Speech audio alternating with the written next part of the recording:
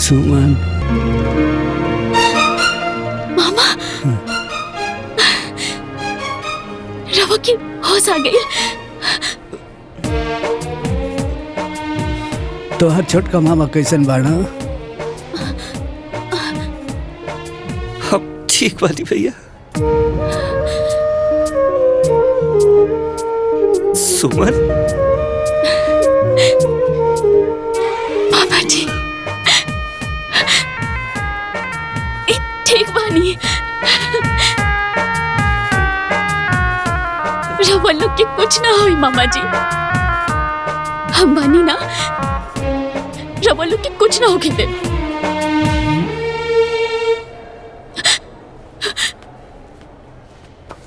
ये सब कैसे भइल मामा? बिटिया सिंपी और काजल हमारी का दोनों बेटी बहुत संकट में बाड़ी सर। का भइल का ओकनी के? ए बेटी ओकरे ससुराल वाले बड़ा दुष्ट बारस। ओकरे के 50 लाख रुपया मांगता है सर। हमने के बहुत कोशिश करनी सर, लेकिन पैसा के व्यवस्था ना हो पालस। बहुत हाथ गोड़ जोड़नी सर यही टेंशन में हमने कहीं हालत हो गई।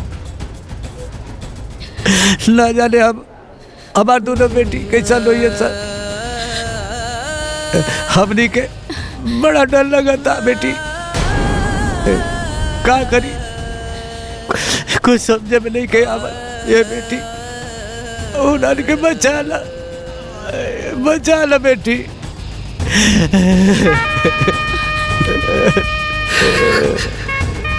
रवा लोग एकदम चिंता मत करी मामा। हम बनी ना, हम जाके ओकनी के देखा तानी। ओकनी के कुछ ना होके दे।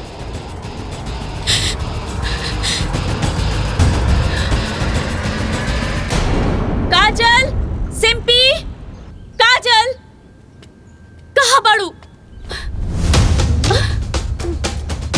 ई का कोनो धर्मशाला हो कि दंदाना भीतर चलाई? के बाड़ू हो तू? हाँ? हम काजल और सिंपी के बड़ बहन हैं। ओहो, आइल बाड़ू नेतागिरी करे? हाँ? अरे इतना तोहरा के फिकर बा तो 50 लाख रुपया दो। ए बुढ़िया, तोहनी के इतना नीच हो गई लसन। जौन बाप अपन बेटी दे देले ओकनी से पैसा मांगा तड़ा। ए, का मांगा तारा सन?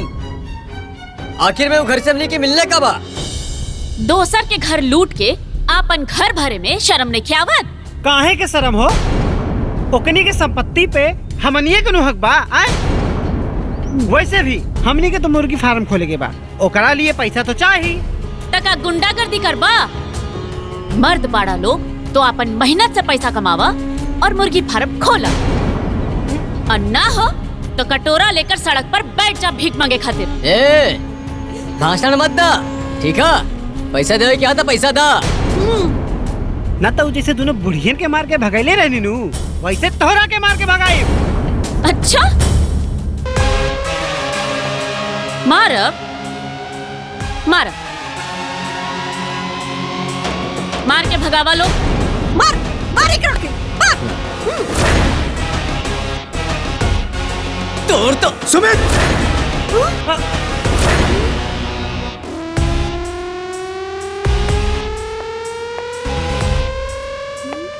साहब रहुआ अपने औकात में रहा लोग।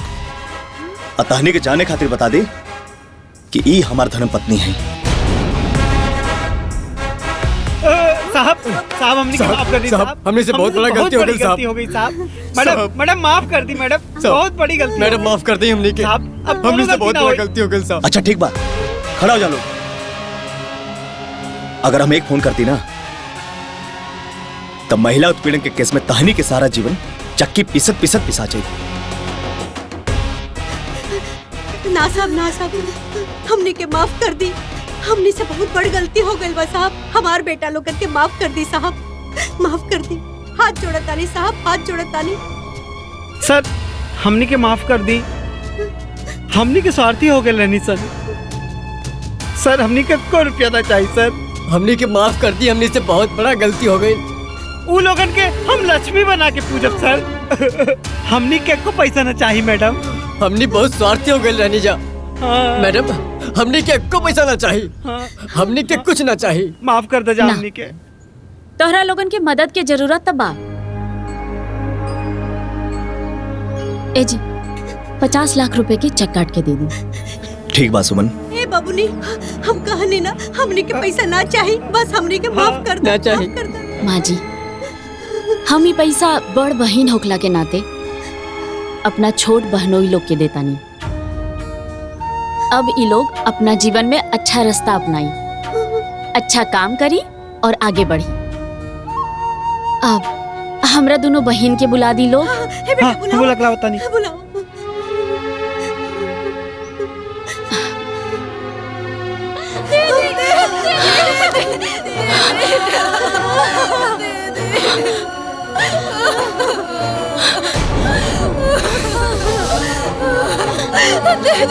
ये लोग इंसान ना जानवर बाड़े। ये लोग हमने के बहुत सतावले बाड़े दीदी। हाँ दीदी, ये लोगन के पुलिस के हवाले कर देवे के चाहिए और एकरा के फांसी की सजा होवे के चाहिए। हमने के खूब सतावले बाड़े। नहीं देखा।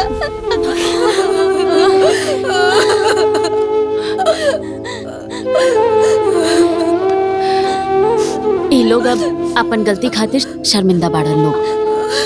हमनी के माफ कर हमनी दे के जा। माफ कर दा। हमनी के माफ कर दा सन। ऐसे हमनी के माफ कर दा। अब तोहरा लोग के डरा के कोनो जरूरत नहीं खे। हमें को बड़ बहन होके के नाते अपना और अपना पति की तरफ से 50 लाख रुपया दे रहल बानी, ताकि ये लोग आगे बढ़े, जीवन में कुछ करे। ए जी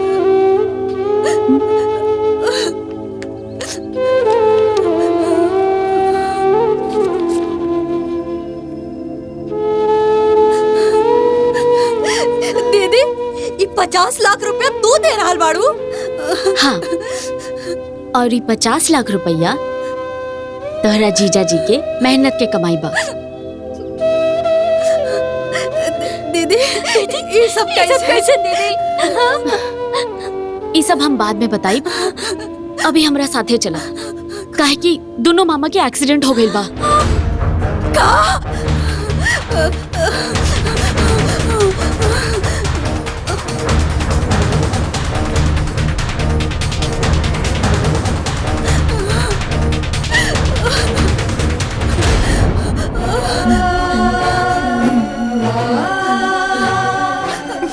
भाई, भाई, अरे हमारी बिटिया। अरे बिटिया, तोनी के देखे खातिर हमर आँख तरस गइल रहे। कैसे नालत तोनी के मन गइल दादा। अरे हमारी बिटिया, तू ठीक बाड़ू ना?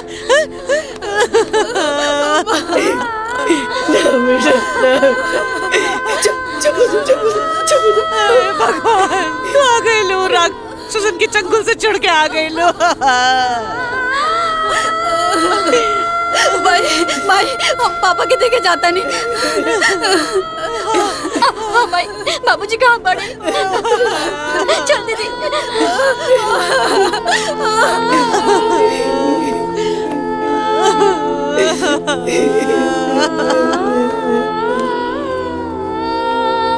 मामी,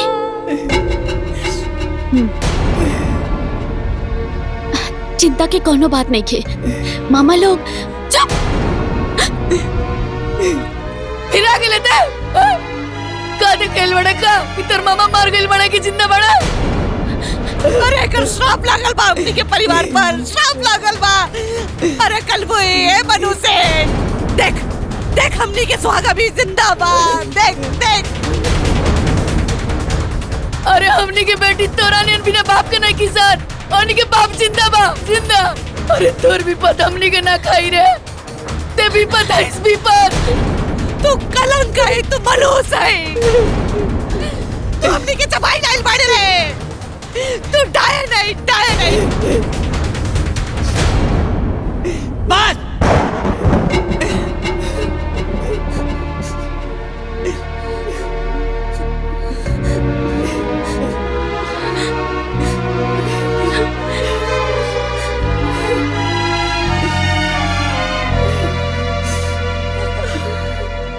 अब कितना बोलबू सरे के अरे दुष्ट औरत, ई आज जौन भी हमनी के बैल वाला सब तो हनी के कुकर्म के फल।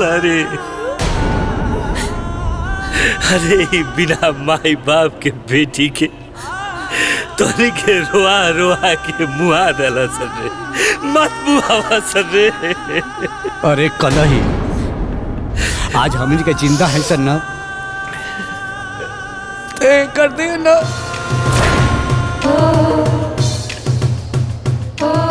आज तो के माँ का सिंदूर एकरे चलते सलामत।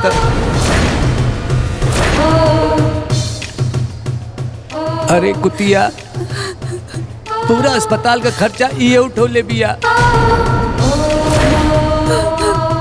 हाँ भाई, अगर हमने के तोहरा सामने सही सलामत खड़ा बानी जा, ये सब दीदी के वजह से। हाँ, दीदी सही कहा तड़ी।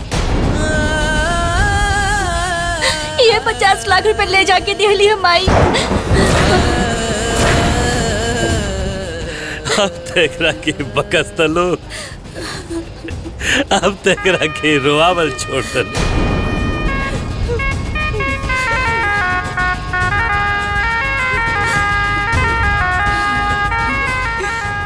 तो हम लोग एकरा के भिखारी के न भेजले रहलू है। बाकी अरे जौना बेटी के तोहन के हित समझत रहला सन, आज वह बेटी जीवन दाता बन गई।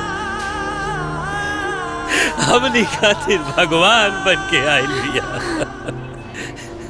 तोहन के पाप से मुक्ति ना मिली मुक्ति।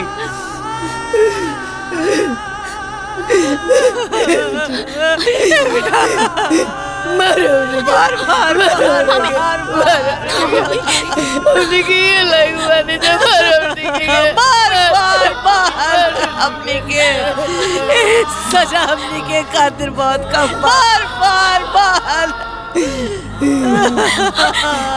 माफ कर दे बेटी, माफ कर दे। हमने के कौना मुँह से माफी मांगे जा। हमने के तोरा कितना दुख देनी, तोरा पे कितना अत्याचार कईनी।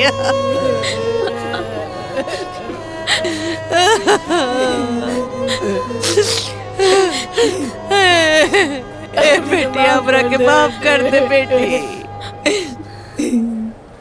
माफ कर दे। हमने के माफ कर दे बेटी, हमने के माफ कर दे बेटी। बेटी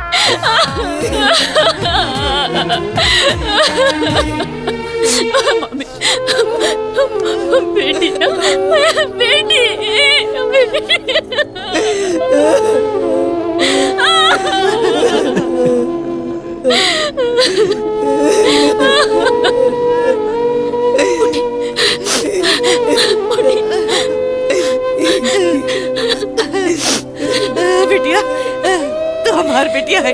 ए दीदी, ये हमारी बिटिया है।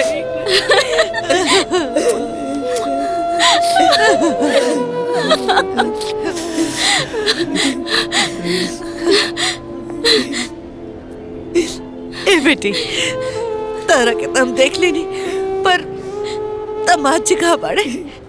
प्रणाम मामी जी।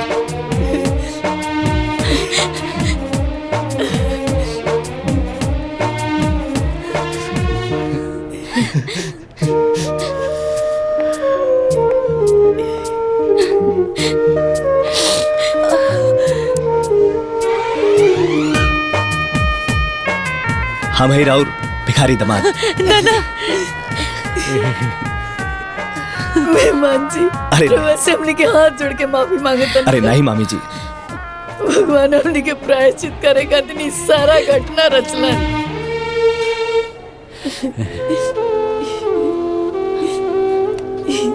तू तो अपना फर्ज निभा ले लो, बाकी हमनी के फर्ज अभी बाकी बा।